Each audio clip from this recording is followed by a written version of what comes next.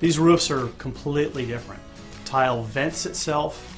Not only the venting do you have to change, but you have to change pretty much the whole perimeter and structure of the way this thing goes together. When a composition roof goes on, the material just goes on the roof, it feeds into the gutters, and it functions. When you have a tile roof, there's so many different parts and pieces. There are boards on the bottom that elevate the tile up. That way they sit on top. All the edges are lifted up. The skylights are put on different. So when you go to tear off all the tile, all of those boards have to come off. All the fascia boards, all the barge boards on the edges have to come off. The gutters have to come off.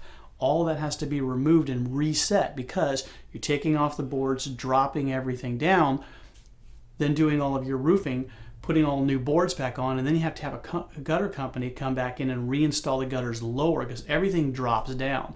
It's a completely different style of roof. It's not something that just can be done quickly. It takes time and it takes the right way to do it. I went to a roof where they tore off a tile roof, and rather than removing those boards the way I was saying, they took a saw, left the old boards on, and ripped a cut all the way across it to drop that down.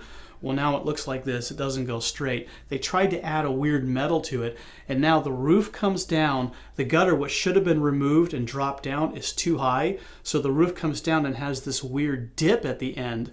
So it's a little pool of water, and it kind of sits there, and then when it gets full, it runs into the gutter. So this is a contractor that should have known when he did it. He probably bid the roof, tore it all off, and then when he started to add his composition, went, oh, how am I going to deal with that? Just cut it off and we'll make it work. Not the right way. You have to do it right. You've got to get those boards off and get everything set correctly. To do the roof right, it's going to cost more. Beware of that contractor that's half the price of all the other contractors. What's he missing? Has he not taken off a tile roof? Does he not know that all of that has to be changed? So just beware of that cheap contractor.